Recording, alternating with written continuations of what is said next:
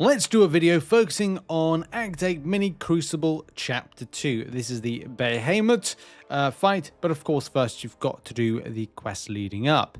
This video is separated into two parts, of course the quest boss and the kind of like just general farming of the in Bunny Ears path, and some of the best champions will be found in the description. I've done a write-up of the champions I use, but I'll be talking through just quickly some of the options, why I chose it and stuff like that. Don't look at the overcomplication of it. It isn't really as complicating as you might think, so be brave. And also use various 2-star options. If you've got a progressive 2-star roster, then you'll be able to cover a lot of the elements that have been raised. There's a few champions that I think along the route you should watch out for, and of course the main thing would be put on boost, and also with the saga based selection you could look at fielding Invisible Woman, Finesse, saga based champions to get that lovely little boost. Or don't. It depends who you've got available for this, but don't overcomplicate it. It is a relatively straightforward grind, and most champions actually do. There's just going to be a few little exceptions here or there. So kicking off the path, I did use Magneto, of course. It's there for the delight of you watching right now. There are a few tricky little things like superiority, superiority underdog. Champions of class disadvantage against a defender, they gain superiority. This is where I used champions like Hulkling is a really good option here. If you've got Hulkling, use him, because you do have, of course, superiority being class disadvantage, but whenever a buff is nullified on the attacker, they gain immunity to nullify, fate seal, and stagger for 15 seconds. If the attacker's superiority striking the defender while nullify immunity, blah blah blah blah, fury buff. Hey, makes sense. Using Hulkling makes total sense for that particular fight. Black Panther, breakneck speed. A little thing to catch you out, just use champion, just any champion really. You could use Quicksilver because he does have whiplash as part of his kit, but as long as you're throwing a special attack, once you've got all those whiplashes on you, you're going to throw them onto the enemy. However, you could get them back, so make sure to watch the timer, and right at the end of the timer throw the special attack, therefore sending all the whiplash, and therefore you don't have to really worry too much. Or be very careful being in a block most of the time so the enemy doesn't throw a special attack, and therefore you're stuck with a little whiplash expiring and instant damage is going to kill you off. My personal recommendation is stun based champions. Ultron does have an SP1 that does that, and you do have Hulk, but anything that does a stun can look to stagger that element of, oh, by the way, oh, he's going to throw whiplash. No, you're going to be stunning them, therefore they can't send you the whiplash. Domino, weird one. The champion does have evasive maneuvers and dizzy, so if you do have evade based countering champions, this might be the way to go with it. You could because Dizzy does say that each time the defender successfully evades an attack inflicted Saurian debuff, which reduces that. I don't really, and I didn't really worry too much about it, but I would go for shock or incinerate based champions. If you've got Idoom, use him. Sunspot, maybe use him. I used for this particular fight, I can't actually remember. Oh yeah, there we go. I actually used for this Hulkbuster because he has a shock debuff. But you could use Shuri if you have him, Idoom, of course, and any incinerate-based champions. Oh, and Human Torch to counter that as well. Elektra, just use Bishop. Incinerate vulnerability, SP1. Again, Sunspot, anything else. Regeneration suppression with Deadpool X-Force. Well, I just use Vision. That was fine. Joe Fixit, I use Nick Fury. Bleed vulnerability, makes sense. Also knockdown for that Fury passive. Then you got Arcane, you got Nimrod, you got Arcane Zeal as well. I use Scarlet Witch and no issues right there. Ronan, any cosmic champions, Angela, auto-block counters. I think the champion, yeah, auto-block counters in general. But I think if you've got as many unique buffs, isn't it like you counter that one? Or maybe look at the wrong thing. Yeah, for each buff on the attacker, yeah. So you're able to kind of like auto-block. So if you've got true accuracy, true strike, you could use that, but there's nothing really again to worry about. I did find that it might have been best for me to use a evade countering option against Scorpion. Maybe I should have used Nick Fury there.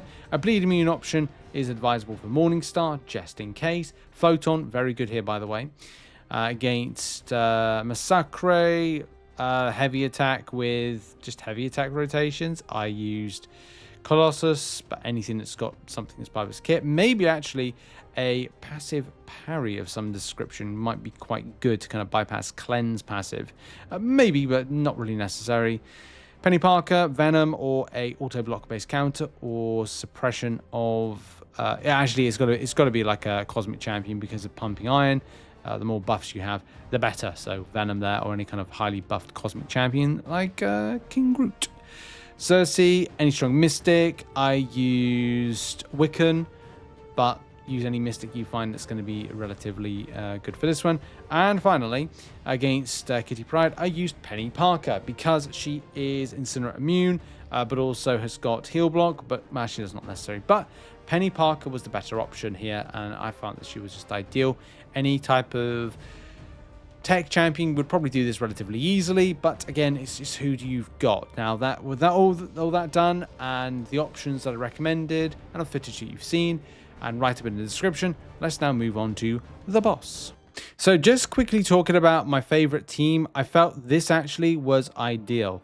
So I used a team around Cheelth. Cheelth has things like when blocking a heavy attack, she becomes passively unstoppable. Really, really helpful, by the way, depending on the rotation, and especially going into things like Bahamet when you've got to throw back a heavy, you've got to throw a heavy attack to throw back a beam.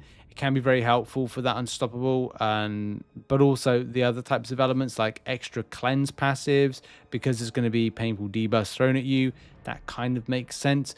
And then I can't remember who I put in as my final champion here. I really can't remember, but I could have picked anything. I could have picked a combination of interceding with, I don't know, like Odin, and you could pick anything. Like, it's non-specific. Just choose who you might think is best at.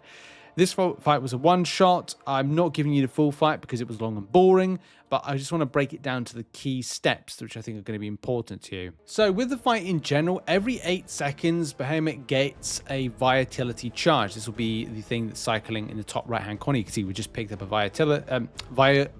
I can't say it properly. Vitality, whatever it is. I'm not saying it again. But he is more volatile. Volatility. There we go. There we go. I've done it. That's it. That's the guide.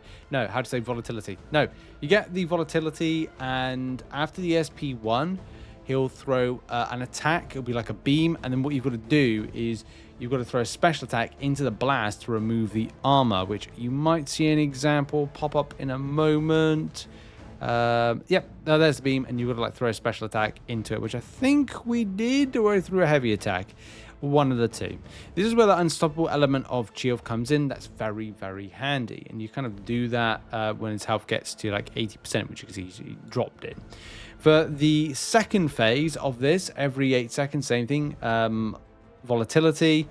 Then once he has, of course, SP1 thrown, and then immediately after, you've got to throw either a parry or heavy into the blast to reflect it back to remove his armor. And I think we're whittling him down, so you won't be able to see that, but you've probably just seen it. Then in phase 3, there's a bit of a switch. You might get a radiation, evade the radiation, and when it's green for the when it's heat, fire blast, evade. When it's green, which you can see on screen, there's an example of, then you kind of hit into it. I did find some issues going into that final stage, dropping to 10% or 11%. It just was a bit kind of weird, When you go into the final stage, which we'll see in a minute, there is a bit of a ping pong element with how you kind of hit down for a parry to hit the beam. So the beam will hit you, and you've got to hit the beam with a parry, and it will then ping back to Bahamet. I just found using this that it was just much more easy to do it this way. So here we go. Radiation there, so the heat blast, sorry. We've got to avoid that when that comes in. So if it's orange, avoid, If it's green, then it's fine. You can see there, getting hit, not particularly great, but I recovered for the beam, ping, pong, ping, pong. So that's on a parry. You can see parries are popping up as we're pinging around the beam, and that's how you do it, Those 4 phases. You might get counter block now and again, and it was a bit of it wasn't my greatest, but it was a one-shot. I one-shot this, which was great news, by the way, when this happens. But you got to really know the fight a little bit more with Mini Crucible.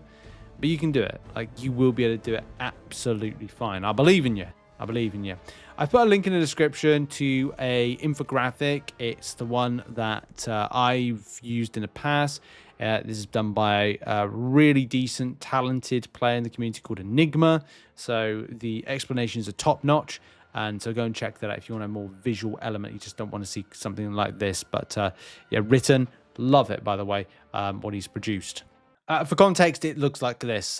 This is great. This was done a long time ago, and yeah, done by Enigma. So I'll give a shout out to Enigma, and of course on X as well at the same time. So go and check that out. That's the rotation to do Act 8.2 Bahamet Mini Crucible. Good luck in your grinding doing this. I had a lot of fun doing it, and now it's time to do some of the other content and coverage. We've got a lot to get out and done over the weekend when it comes to videos and written guides and stuff. So look forward to doing those and check them out soon. Have a lovely day, everybody, and goodbye.